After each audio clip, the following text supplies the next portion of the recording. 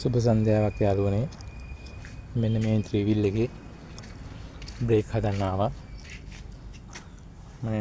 මට හිතවත් මල්ලි කෙනෙක්ගේ. ඔක දැන් මේ උඩ පොම්පේ ටික දැම්මා.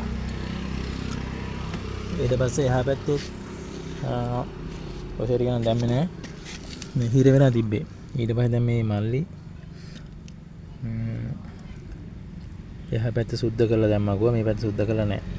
මේ පැත්ත බ්‍රේක් වදිනවා. දැන් මේ පැත්ත වදින්නේ නැහැ කියලා ආයේ මේ ගෑරේජ් එකට. මේ තියෙන යාළුවනේ මේ බ්‍රේක් කුෂර් එක ඔයාලට හොඳට පේනවද නැහැ. මෙන්න මේ ගැට්ට තියෙන්නේ. මේ නිකන් නීර වගේ එකක් තියෙන්නේ. මේක හොඳට තියෙනවා.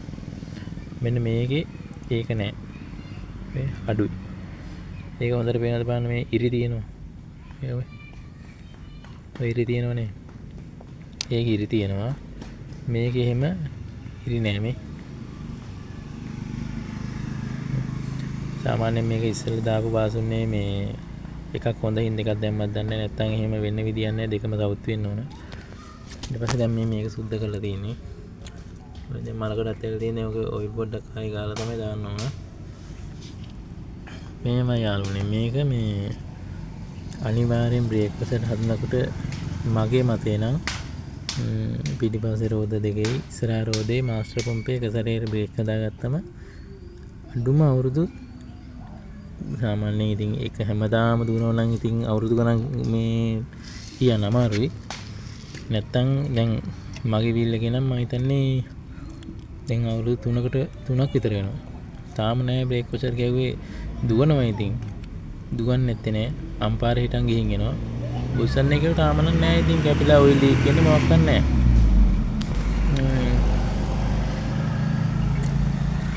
තියන්න හොඳයි. දැන් මේ තියෙන්නේ ලයිනර් ටික නම් ගැහුවා. අනිත් එක තමයි මේ ඩ්‍රම් එක පේස් කරන්න ඕනේ යාළුවනේ. දැන් මේ හොඳට මැදිලා තියෙන්නේ. ඔය බලන්න යාළුවනේ ඩ්‍රම් එක. මෙහෙම තිබුණා කියලා අවුලක් නැහැ. බ්‍රේක් වදිනව නැත්තේ නෑ. පොඩි සෙට් එකක් වෙట్లా තියෙනවා මේ.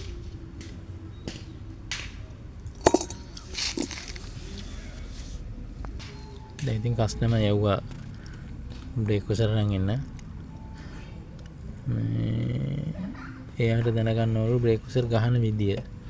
දැන් යාළුවනේ සාමාන්‍යයෙන් ගෙදරක බ්‍රේක් කුසර ගහ ගන්නවා නම් මේ ඉස්සෙල්ලා මේ බ්‍රේක් ෂූ එහෙම ගලවන්න නැතුව රෝදේ පන්නලා මේ ඩ්‍රම් එක අයින් කරලා එහෙම්ම තියෙද්දි ඩ්‍රම් එක පන්නන්න ඕනේ. පන්නලා මෙන්න මේ විදිහට යාළුවනේ මාස්ටර් පම්පේ බ්‍රේක් එක මේ යටටම තද කරලා හිර කර ගන්නවා.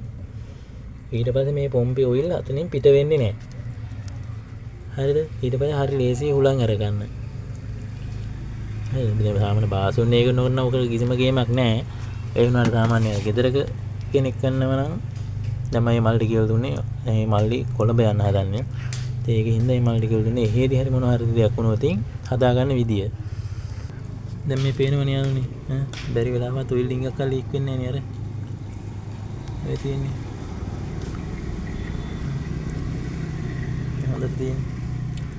යන්නේ මොන මෙන්න මේ විදිහට අනිත් එක මේ යාළුවනේ පොලිස් කරනකොට මේ විදිහට හොඳට පොලිස් වෙන්න ඕන. එහෙම නැතු කට්ට හරි මේ තියෙන්න බෑ.